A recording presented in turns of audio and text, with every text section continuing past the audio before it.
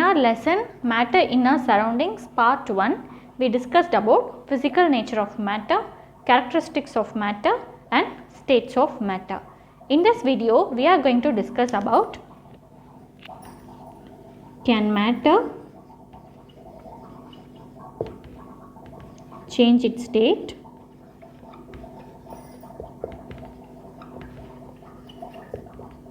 and about evaporation.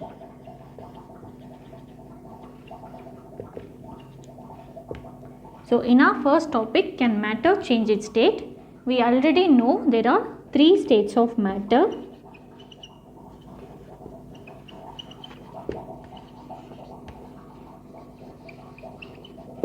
Such as solid, liquid and gas. To easily understand the change in matter, we are taking example for solid as ice, and for liquid water, and for gas water vapor. First we are going to see what happens when we increase the temperature of solid. So on increasing the temperature of solid,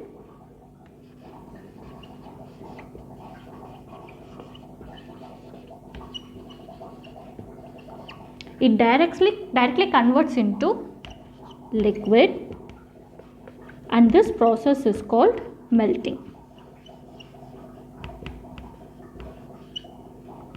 And in this process of melting, we have important definition called melting point. So what melting point is? If you see here, the minimum temperature at which a solid melts to become a liquid at the atmospheric pressure is called its melting point. So the minimum temperature where the solid, that is here we have taken ice, that becomes liquid to that is water at the atmospheric pressure is called its melting point. So experimentally the melting point of ice is proven to be 273 Kelvin.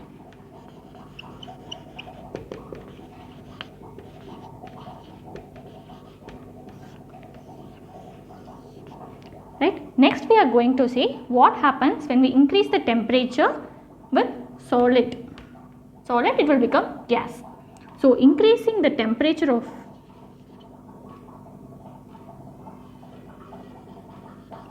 liquid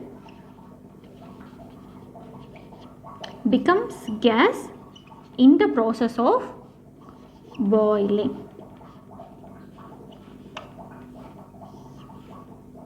So in the boiling we have an important definition called boiling point. So what boiling point is? The temperature at which a liquid starts boiling at the atmospheric pressure is known as its boiling point. So the boiling point of water will be 273 Kelvin, in which it become water plus 100. So that is 373 Kelvin, which is called as 1 degree Celsius. If you see here, on converting the solid into liquid, even though if we increase the temperature, we can't observe the rise in temperature in the experiment. This is because some of the energy will be hidden in it, and we can't see the rise in temperature in the beaker we have taken the ice. So that hidden form of energy is called latent heat. So the approximate definition for latent heat will be the amount of heat energy that is required to change 1 kg of a solid into liquid at atmospheric pressure at its melting point is known as the latent heat of fusion. So as a whole,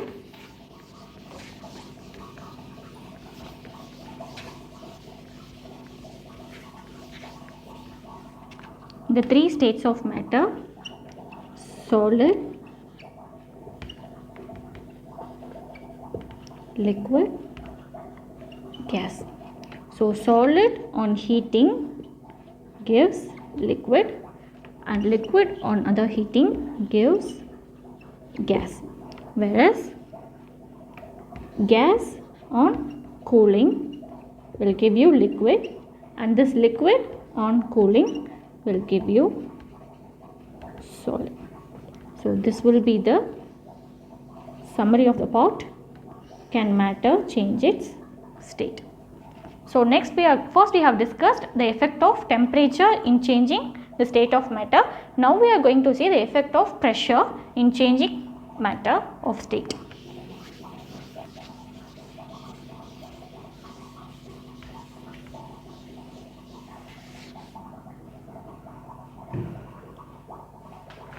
So the effect of pressure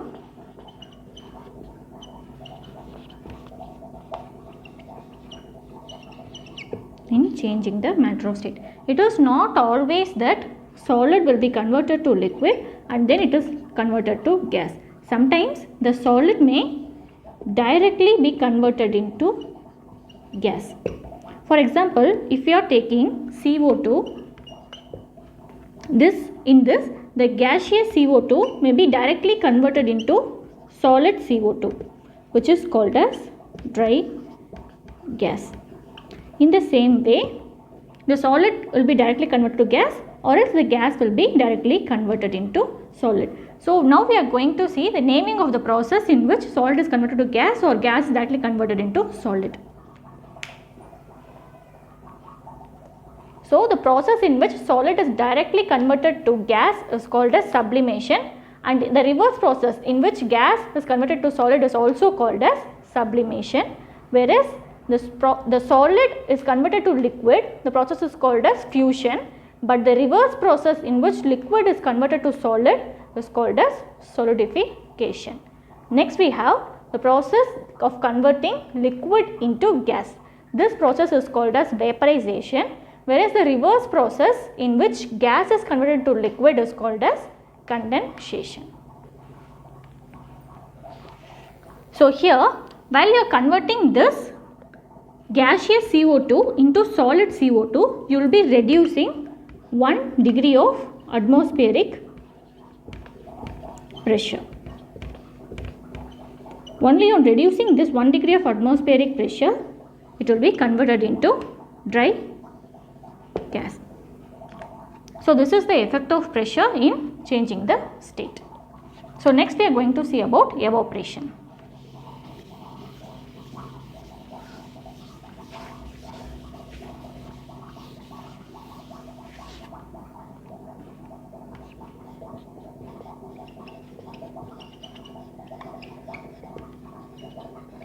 So under the topic evaporation, we will be discussing about what is evaporation,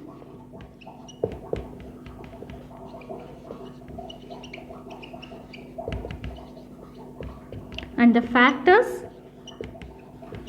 affecting evaporation. First, on discussing what evaporation is, we have the definition: the phenomenon of change of a liquid into vapor at any temperature below its boiling point is called as evaporation. So evaporation is nothing but change of state from liquid into vapor.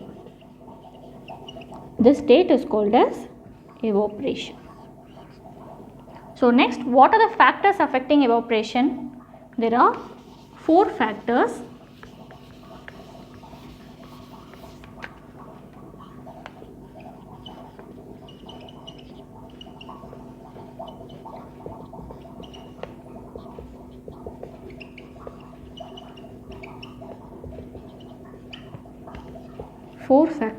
One is on increasing the surface area. Second one, increasing the temperature.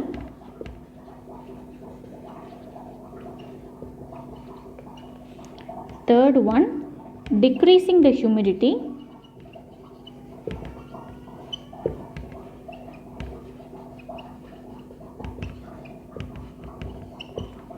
And the fourth one will be increasing the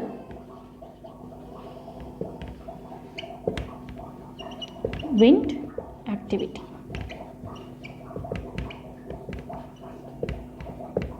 So here, when you increase the surface area, the rate of evaporation also increases. So it is directly proportional to evaporation. One of the basic example is drying the clothes in the air. While drying the clothes, you will be spreading the surface area of the clothes so that it will be soon dried. So that indicates increasing the surface area will be directly proportional to evaporation. Next, on increasing the temperature. This we have already seen that on increasing the temperature of water, it will be converted into water vapor. So next, on decreasing the humidity. Here humidity is nothing but the water content present in the atmosphere. This will be inversely proportional to evaporation. So humidity is inversely proportional to evaporation. It means on decreasing the humidity only, the evaporation rate will be increased. So next, that is last one is increasing the wind activity. If there is more amount of wind, the rate of evaporation will be high. So absolutely the wind activity is directly proportional to evaporation. So these are the four factors which affect evaporation. Now we are going to discuss two important questions in this evaporation.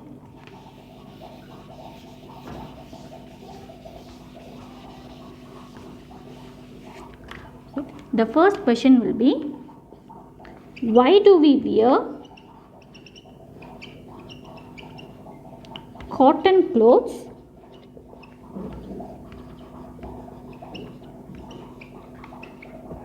during summer? And the second question will be, why are there water droplets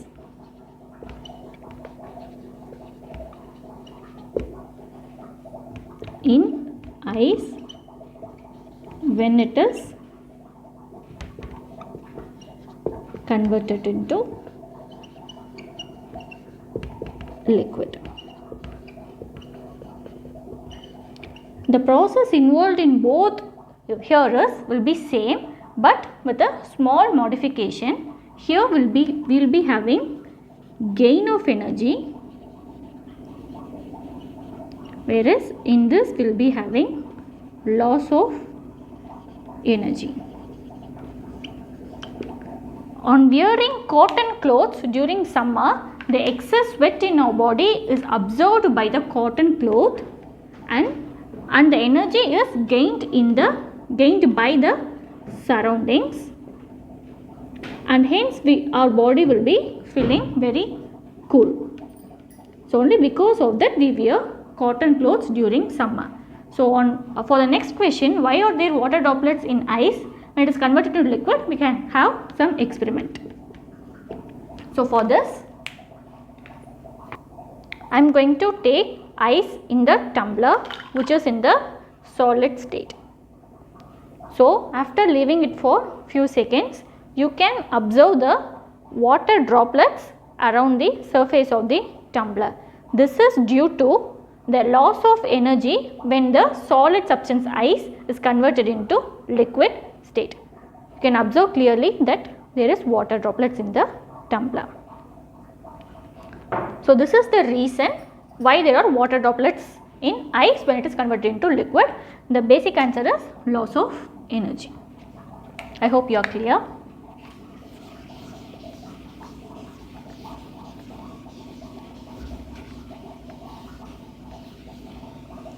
So as summary, what we have discussed, first one, can matter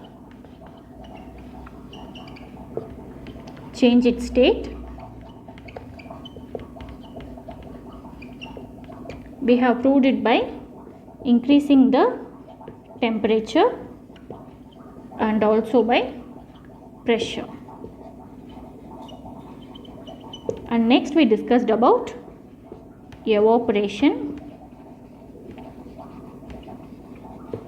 and the 4 factors which affects evaporation, that is surface area, second one is temperature, third one is humidity, and the last one is wind activity. Among this, surface area, temperature and wind activity are all directly proportional to evaporation, whereas humidity is inversely proportional to evaporation. Right? I hope you are clear in the session. Thank you.